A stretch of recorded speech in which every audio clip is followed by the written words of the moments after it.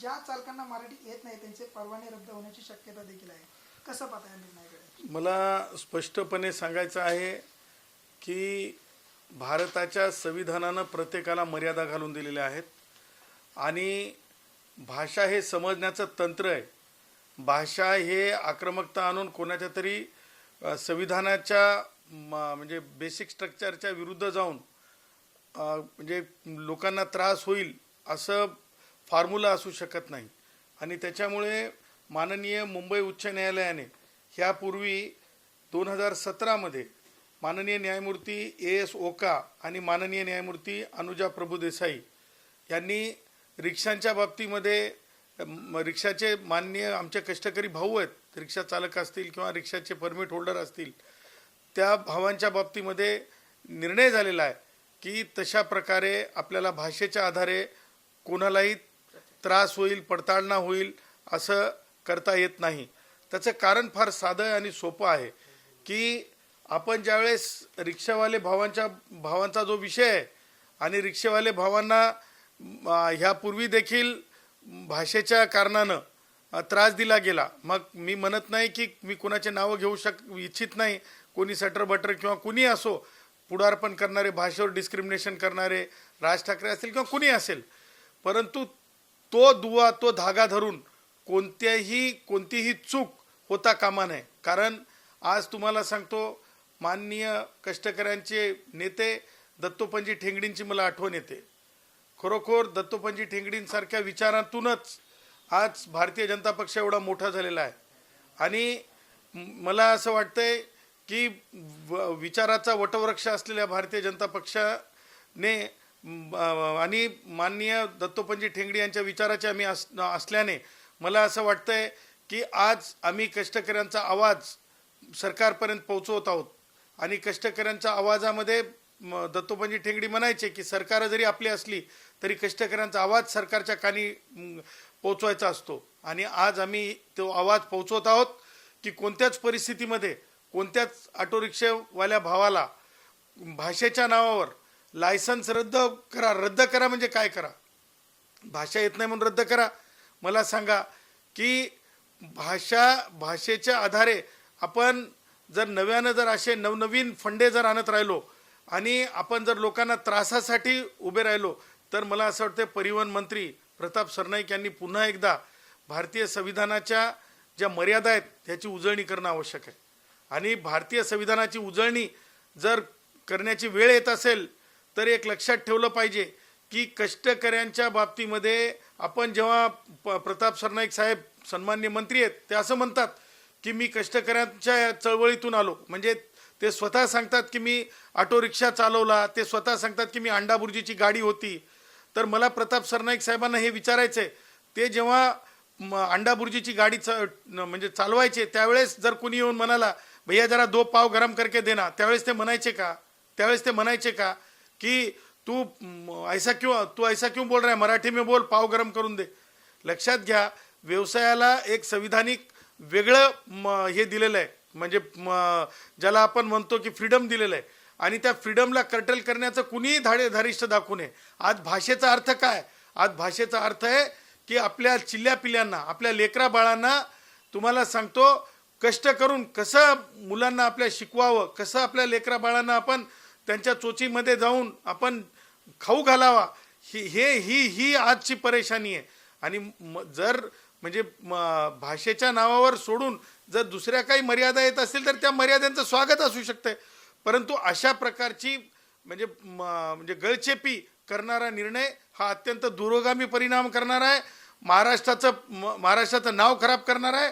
त्याचबरोबर माननीय मुंबई उच्च न्यायालयाच्या या निर्णयाचं म्हणजे भंग करणार आहे. त्याचबरोबर केंद्र सरकारच्या अधिकारात जाऊन, केंद्र सरकारच्या लेजिस्लेशनच्या विरुद्ध जाऊन कोणताच कायदा होऊ शकत नाही. आणि म्हणून आमचं असं म्हणणं आहे की अशा प्रकारची जी माननीय मंत्री महोदयांनी जे स्टेटमेंट केलं ते स्टेटमेंट त्यांनी मागे घ्यावं. रॅपिडोवर कसं पाहता, रॅपिडो बंद झाली पाहिजे अशी मागणी जी आहे ती आग्रही होती, पाहताना मिळते. मात्र रॅपिडो कुठेतरी बंद झालेलं पाहायला मिळत नाही, काय सांगेल?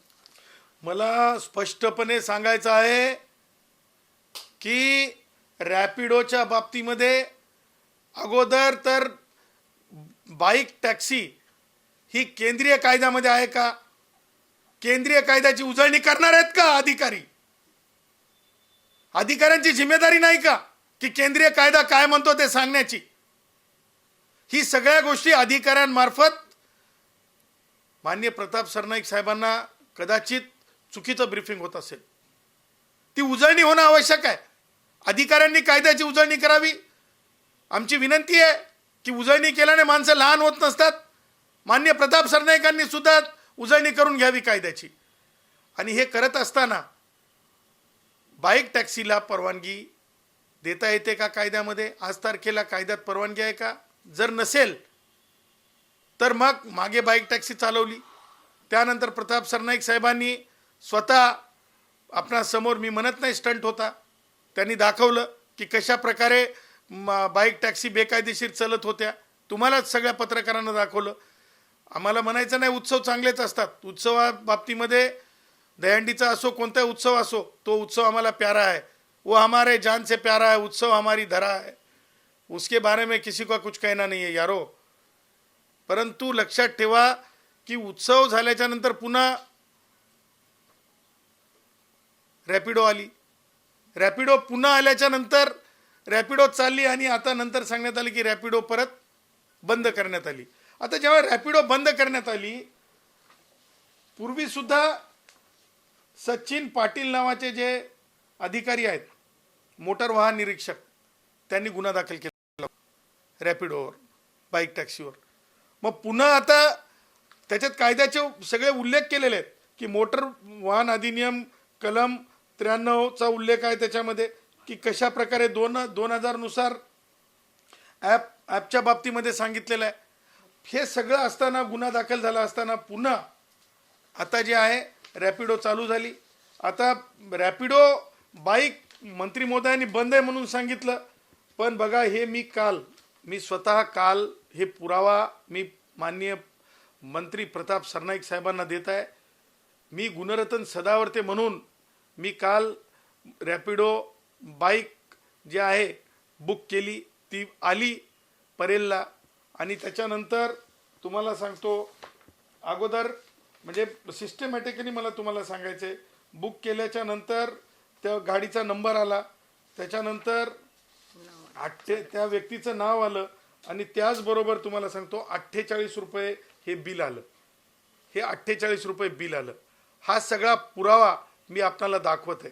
सांगायचं तात्पर्य हे आहे की जर रॅपिडो बंद आहे बाईक टॅक्सी, तर मग मुंबईमध्ये का चालू दिली जाते? म्हणून सन्माननीय मंत्री प्रताप सरनाईकांना मला म्हणायचं आहे की अधिकाऱ्यांना तातडीने सांगून, त्या अधिकाऱ्यांना ॲक्टिवेट करून, त्या अधिकाऱ्यांना ताबडतोब या कंपनीच्या बाबतीमध्ये जर परवानगी नाही आहे, तुम्ही स्वतःच सांगता, तर तातडीने कारवाई झाली पाहिजे अशी आम्ही मागणी करत आहोत. सुनेत्रा पवार आज बारामतीमधून अर्ज जे आहे ते दाखल करणार आहे, कसं पाहता इकडे? मी काँग्रेसचा देखील उमेदवार देण्यात येणार आहे, कसं?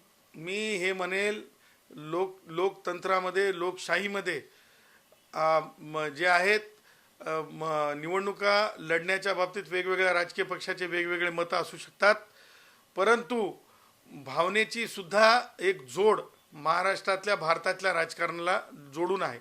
आणि त्यामुळं मला असं वाटतंय की सर्व राजकीय पक्षांनी अनेक वेळेस सत्तेतले भावनेचा विषय असो की विरोधातल्या भावनेचा विषय असो, एकच उमेदवार दिलेला आहे. ह्यापूर्वीसुद्धा आपण बघितलेला आहे, एकाकी उमेदवार देऊन बिनविरोधसुद्धा निवडणुका झालेल्या आहेत. परंतु लोकशाहीमध्ये कुणाला जबरदस्ती करता येत नाही. पण एक मात्र नक्की, जिथे मला असं वाटतंय की म्हणजे विद्यमान उपमुख्यमंत्री, पहिल्या विद्यमान उपमुख्यमंत्री महिला आहेत, त्यामुळं मला असं वाटतंय की बिनविरोध असो की विरोधातून असो, त्या डंके की चोट पे तिथून आमदार होतील, याच्यात मला बिल्कुल शंका नहीं.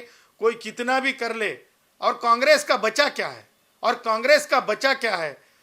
कांग्रेस की सोच बैरिस्टर M.K. गांधी जी के विचारों वाली आज भारत में बहुत ज़्यादा चलती नहीं है. आज भारत में वो चलता है, आपने सबने देखा है, हर तरफ भारत में कमल खिलता है, भारत में हर जगह कमल खिलता है. स्थापना दिवसाच्या सुद्धा हार्दिक हार्दिक शुभेच्छा.